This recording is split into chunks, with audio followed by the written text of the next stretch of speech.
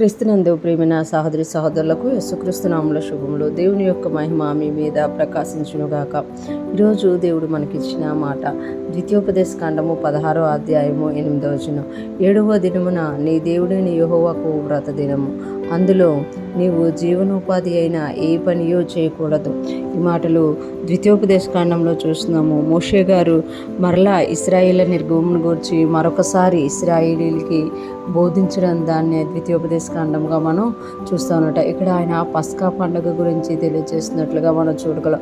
7వ దినము నీ దేవుడైన యెహోవాకు వ్రత దినము అంటే పస్కా పండుగను 7 దినములు ఆచరించాలి. మొదటి దినమున పస్కాను వధించి ఆ రోజే తిని ఆ ఉదయానికి ఏమీ మిగిల్చకుండా తినాలి. అలాగే 7 దినాలు కూడా పొంగనివి తినాలి, చేదుకూర్లతో తినాలి అని చెప్తూ 7వ దినము మీ దేవుడైన యెహోవాకి వ్రత దినము. 7వ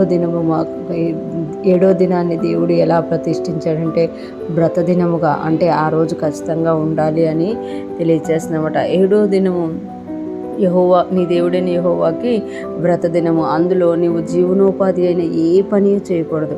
అంటే ఆ రోజు నువ్వు దేవుడితోటే గడపాలన్నమాట, దేవుడితోటే ఉండాలి. జీవనోపాధి అయిన ఏ పని అంటే ఎవరెవరు ఏ ఏ వృత్తులు కలిగి ఉంటారో, ఏ ఏ ఉద్యోగాలు కలిగి ఉంటారో, ఏ ఏ పనులు కలిగి ఉంటారో, ఏ ఏ జీవన వ్యాపారం కలిగి ఉంటారో వాటన్నిటిలో కూడా ఆ రోజు వాళ్ళు ఏం చేయకూడదు, ఏది చేయకూడదు అనమాట. అలాగ దేవునితోటే గడపాలి. దేవునికి వ్రత దినము కనుక దేవుని సన్నిధిలోనే గడపాలన్నమాట. దేవుడు ఏం చెప్తున్నారో అదే చెయ్యాలి అని ఇక్కడ ఆజ్ఞాపించినట్లుగా మనం చూడగలుగుతాం. అంటే 7 దినాల్లో మొదటి దినం పస్కా వధించిన తర్వాత 6 దినాలు కూడా దేవుని సన్నిధిలో గడపాలి. 7వ దినం ఇంకా ప్రత్యేకంగా దేవుని కొరకే ఈ దినం నేను ఏ పని చేయను, దేవుడితోనే గడుపుతాను, దేవుని సన్నిధిలోనే ఉంటాను, దేవుడు చెప్పిన విషయాల గురించి ఆలోచిస్తాను. వ్రత దినం అనమాట. అంటే అందులో నువ్వు జీవనోపాధి అయిన ఏ పని చేయకూడదంటే అర్థం ఏంటి అంటే, నువ్వు ఆ పనిలోనికి వెళ్తే మళ్ళీ దేవుణ్ణి మర్చిపోతావు. ఆ జీవనోపాధిలోకి వెళ్తే మళ్ళీ నీ మనసు డైవర్ట్ అయిపోతుంది, ఆ పని మీదకి వెళ్ళిపోతుంది.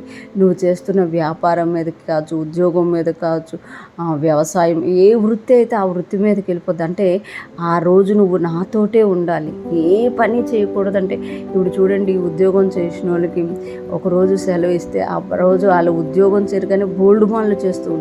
అంటే ఆ పనులేవి చేయకుండా దేవునితోనే గడపాలి. అంటే దేవుని కొరకు ఆలోచిస్తూ, దేవుని సన్నిధిలోకి వస్తూ, దేవునితో మాట్లాడడానికి, దేవుడు ఏదైనా చెప్తే దాని గురించి ఆలోచించడానికి ఆ దినమును ప్రత్యేకించాలి అని ఇక్కడ తెలియజేయబడుతుంది. అంటే జీవనోపాధి అయిన ఏ పని చేయకుండా నా కొరకే వ్రత దినము కనుక నా కొరకే ఉండాలి మీరు అని దేవుడు సెలవిచ్చారు. పస్కా పండుగలో అందరూ కూడా అది ఆచరించినట్లుగా మనము చూడగలం. ఈరోజు ఫ్రెష్ మనం ఉంటున్న ప్రతి ఒక్కరూ జ్ఞాపకం చేసుకోవాలి. దేవుడు వాళ్ళకి ఎలాగైతే వ్రత దినాన్ని ఆచరించమని చెప్పారో, పస్కా పశువుగా మన యేసయ్య మన కొరకు బలి అయిపోయారు. మనము కూడా దేవుని కొరకు అంటూ ఒక దినము తీసి ఆయన కొరకే ఆలోచిస్తూ, ఆయన సన్నిధిలో ప్రార్థిస్తూ, ఆయన కార్యాలు చేస్తూ, ఆయనతో గడిపినప్పుడు దేవుడు మన ఎడల కూడా సంతోషించి మనల్ని ఆశీర్వదించే దేవుడుగా ఉన్నారు. అందుకే పౌలు గారు అంటారు కదా, అందరూ తమ సొంత కార్యములే చూసుకొనిచున్నారు కానీ యేసుక్రీస్తు కార్యములను చూడరు. అంటే మనం యేసయ్యతో గడపడానికి, యేసయ్య యొక్క కార్యాలను చూడడానికి, యేసయ్య చెప్పిన దానిని చేయడానికి, ఆయన ఇచ్చిన వాగ్దానాల గురించి ఆలోచించి ప్రార్థించడానికి మనం ఒక దినాన్ని ఏర్పరచుకొని ఆ దినము దేవునితో గడిపిన ఎడల దేవుడు మన ఎడల సంతోషిస్తారు. అటువంటి గొప్ప కృప మనకు కలుగునుగాక. మనం కూడా దేవునితో దగ్గర సహవాసం కలిగి ముందుకు సాగిపోదుముగాక. ఆమేన్.